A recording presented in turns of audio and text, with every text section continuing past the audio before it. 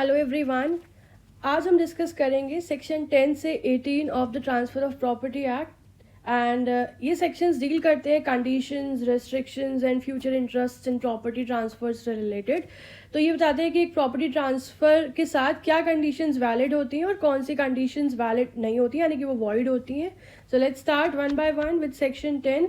Section 10 talks about the conditions restraining the alienation. It states that a condition in a transfer absolutely restraining the transferee from transferring the property is void. मतलब अगर कोई condition लगाई गई है जो transferee को property आगे transfer करने से कम्प्लीटली रोकती है, यानी कि जो व्यक्ति ट्रांसफ़र कर रहा है, ए ने बी को ट्रांसफ़र की एक प्रॉपर्टी और एक रेस्ट्रिक्शन लगा रहा है उसके ऊपर कि तुम आगे इस प्रॉपर्टी को ट्रांसफ़र नहीं कर सकते, उसने कम्प्लीटली रोक लगा दी।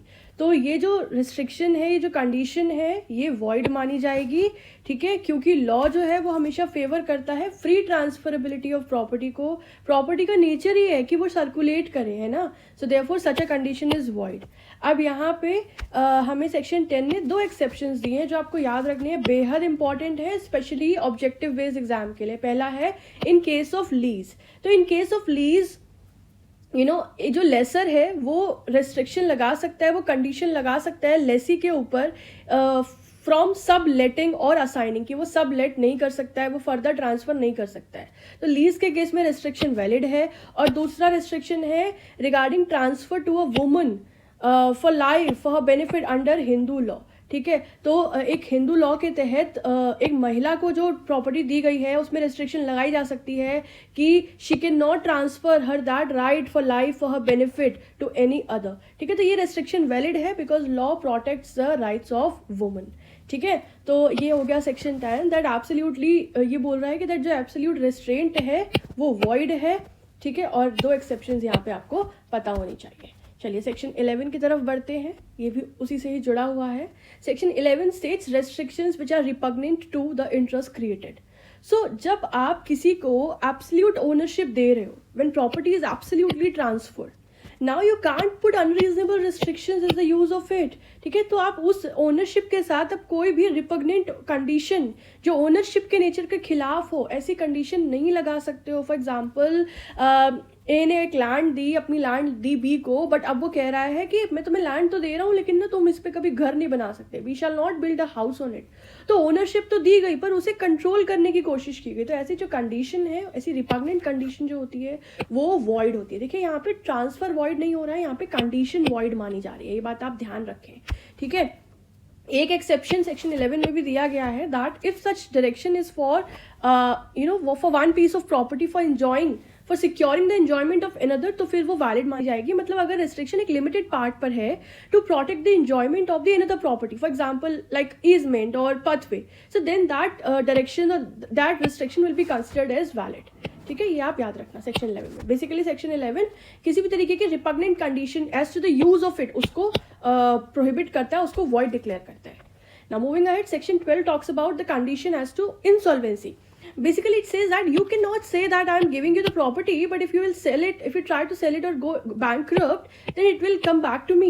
नहीं, मतलब अगर आप कोई कंडीशन ये कहती है कि अगर ट्रांसफरी बैंकरप्ट हो गया या उसने प्रॉपर्टी ट्रांसफर कर दी तो प्रॉपर्टी वापस ट्रांसफरर के पास चली जाएगी, नहीं, ऐसी जो कंडीशन है वो वॉइड होगी, इनवैलिड होगी, ठीक है। ये ओनरशिप के एब्सोल्यूट नेचर के अगेंस्ट है। फॉर एग्जाम्पल भाई A transfers a property to B, है ना, बट ये कह रहा है वो साथ साथ दैट अगर बी इंसॉल्वेंट हो गया तो प्रॉपर्टी वापस मेरे पास आ जाएगी। तो ये जो ऐसा की जो क्लॉज है, जो कंडीशन है, ये वॉइड है। तो 12 को आप इंसॉल्वेंसी से याद रखना। एक एक्सेप्शन यहाँ पे है, अगेन लीज का है, that in case of lease if lessee becomes insolvent तो यहाँ पे lessor may have a right to re enter for the benefit of lessor, ठीक है। ये एक वैलिड कंडीशन है for the benefit of lessor. Alright, 13 and 14 everybody must know, with very very very important sections. 13 talks about the transfer for the benefit of unborn person and section 14 talks about the perpetuity. Questions objective base में भी बन सकते हैं, लेकिन बहुत prominently जब आपके mains answer writing वाले जो पेपर होते हैं उसमें इनसे सवाल टीपीए में बहुत प्रोमिनेंटली पूछा जाता है, ठीक है। Section 13 talks about that you can not directly transfer the property to an unborn person. ये कह रहे हैं कि आप डायरेक्टली एक अनबॉर्न पर्सन जो अभी तक जिसने जन्म नहीं लिया है, एक अजन्मे व्यक्ति के लिए आप ट्रांसफर डायरेक्टली नहीं कर सकते हैं। इसका एक स्टेप वाइज एक सिस्टम है, एक रूल्स है जिसे आपको फॉलो अप करना है। That first you have to create a life interest to a person, यानी कि लॉ कहता है कि अनबॉर्न पर्सन का खुद का तो लीगल एग्जिस्टेंस नहीं है, सो डायरेक्ट ट्रांसफर तो इनवैलिड है। आपको पहले एक लाइफ इंटरेस्ट क्रिएट करना होगा किसी लिविंग पर्सन के फेवर में, जो उस प्रॉपर्टी को होल्ड करेगा as a trustee until the unborn person is born, जब तक वो अनबॉर्न पर्सन जन्म नहीं ले लेता है। एंड जब अनबॉर्न पर्सन बॉर्न हो जाए तब प्रॉपर्टी उनको एब्सोल्युटली ट्रांसफर हो सकती है। एंड फिर जो ट्रांसफर हो रहा है टू द अनबॉर्न पर्सन वो एब्सोल्यूट होगा, पार्शियल नहीं होगा। It must be a transfer of the absolute interest. यानी कि अगर ए एक प्रॉपर्टी ट्रांसफर करते हैं बी को फॉर लाइफ, एंड उसमें लिखा है दैट जैसे ही जब बी की डेथ होगी उसके बाद वो प्रॉपर्टी जाएगी बी के पहले अनबॉर्न सन को। सो ये एक वैलिड ट्रांसफर है बिकॉज अभी बी को ट्रांसफर किया गया है, B is a living trustee and unborn person will get the absolute interest later. ठीक है, और ये बात याद रखना, जो ट्रांसफर हो रहा है टू एन अनबॉर्न पर्सन वो एब्सोल्यूट इंटरेस्ट होता है ट्रांसफर, पार्शियल नहीं होता है। ठीक है, so this is transfer of unborn person. Okay, next section 14 talks about the rule against perpetuity. So basically इसका एक टैग लाइन है that it avoids endless future interest. देखिए, आप ओनरशिप को इनडेफिनेटली पोस्टपोन नहीं कर सकते है ना, you can't postpone the ownership beyond a certain time. Law कहता है ownership must vest within a reasonable time, that is what, ये बहुत ही इंपॉर्टेंट है, within lifetime of someone living person plus 18 years, that is the age of majority. ठीक है, आप एक व्यक्ति के जीते जी तक उसको पोस्टपोन कर सकते हैं प्लस 18 साल तक। ठीक है, मतलब प्रॉपर्टी फ्यूचर जनरेशंस के लिए होल्ड करके रखने की परमिशन नहीं है। ओनरशिप को किसी ना किसी एक्चुअल पर्सन के पास विद इन दैट टाइम आना ही चाहिए, है ना। You can keep the transferring the property in such a way कि वो किसी एक्चुअल पर्सन के पास जा ही नहीं रही है। It must vest within a reasonable time.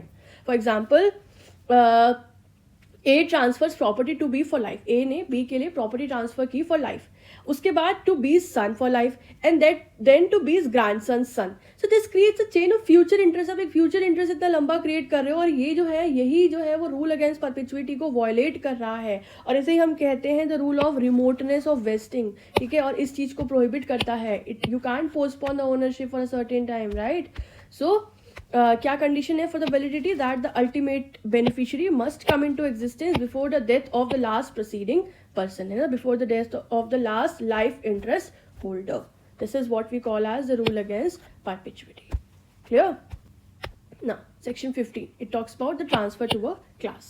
So, if property is transferred to a class or some members, and some members fails due to the condition of either section 13 or 14, then only the valid member takes the property.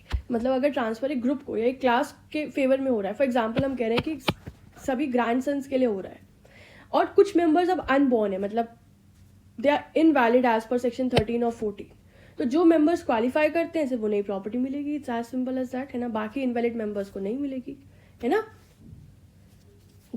only the born grandson take the property, unborn person does not. That's simple. ठीक है, alright. Next section 16 talks about transfer on failure of the prior interest. So it says that अगर पहला transfer invalid हो जाता है, if the prior interest fails or becomes invalid, तो उसके बाद वाला जो उसका डिपेंडेंट ट्रांसफर है, जो सब्सिक्वेंट ट्रांसफर है, वो भी ऑटोमेटिकली फेल हो जाता है।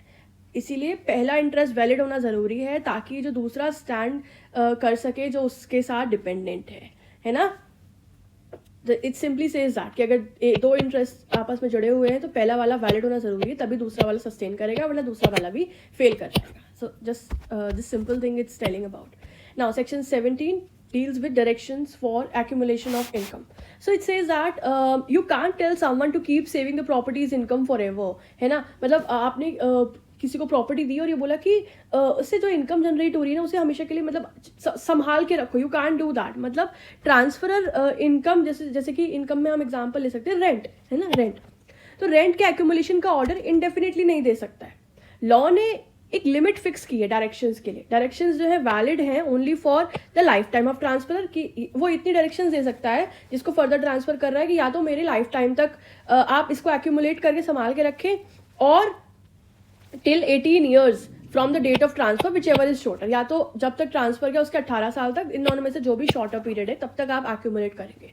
सो there is, it states that there is a limit on accumulation direction, है ना। This is a limit on accumulation direction. There are 3 exceptions जो कि which are considered as valid directions in context of accumulation of income. ठीक है, ये valid directions है. पहला है for the payment of debts of transferor, कि वो जो पेमेंट है, जो भी वो इनकम एक्यूमुलेट की जा रही है प्रॉपर्टी में से, so it can be use for the payment of debts of transferor. पहली चीज, it can be accumulated for the portion of children जो transfer के children है, and third for the maintenance of that property. These 3 are valid directions and considered as exceptions to this rule of direction of accumulation. याद रखना, although a lot of times this is asked in the objective base कि direction of accumulation जो है वो कौन से section में है, तो section 17 में है. So basically ये एक रोक लगाता है ट्रांसफर के ऊपर कि आप किसी को भी you can't tell someone to keep saving the property's income forever. उसको हमें ब्रेक करना होगा, है ना. इस तरह की डायरेक्शंस जो है वो नहीं लगाई जा सकती हैं. It can be valid only for the lifetime of transfer और 18 years from the date of transfer, whichever is shorter. ठीक है, ये पॉइंट्स आप याद रखना. Okay, last section for today's discussion is section number 18, which talks about transfer in favor of public.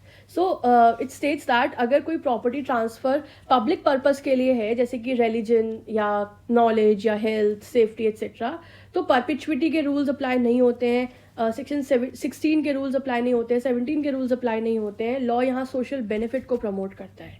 ठीक है, अगर किसी ने एक ट्रस्ट क्रिएट किया है फॉर बिल्डिंग अ हॉस्पिटल और टेम्पल, तो वो वैलिड होगा and it will not hit by perpetuity rule. ये सेक्शन 18 बताता है. ठीक है, तो this is it for today's session. ठीक है, हमने एक बार क्विक रिकैप ले लो सेक्शन 10 से लेके 18 तक का. 10 talks about the condition restraining alienation, की बोला कि एब्सोल्यूट रेस्ट्रेंट जो है वो वॉइड होगा. फिर उसके बाद 11 बात करता है restriction which is repugnant to use, है ना. तो बोला कि इस तरह की जो अनरीजनेबल रेस्ट्रिक्शन है वो वॉइड होगी. फिर 12 ने बात किया इंसॉल्वेंसी के रिगार्ड में, तो बोला कि ऐसी कंडीशन भी वॉइड होगी एक्सेप्ट लीज. 13 में ट्रांसफर टू अनबॉर्न पर्सन, तो बोला गया that it must first create a life interest and thereafter it the absolute interest to transfer to the unborn person. फिर सेक्शन 14 रूल अगेंस्ट परपिचुइटी, बोला कि that ownership can be postponed forever. ठीक है, it avoids endless future interest. Then comes इस, और याद रखना इसको हम लोग रिमोटनेस ऑफ वेस्टिंग रूल भी कहते हैं.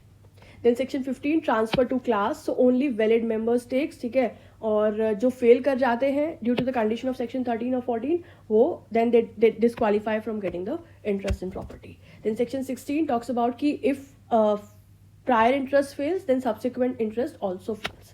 Then 17 provides the direction for accumulation, so इसमें एक limit है lifetime या फिर 18 years from the date of transfer, whichever is shorter. And 18 talks about the transfer for public interest, जिसमें बोला that it is exempted from the rules of perpetuity, right?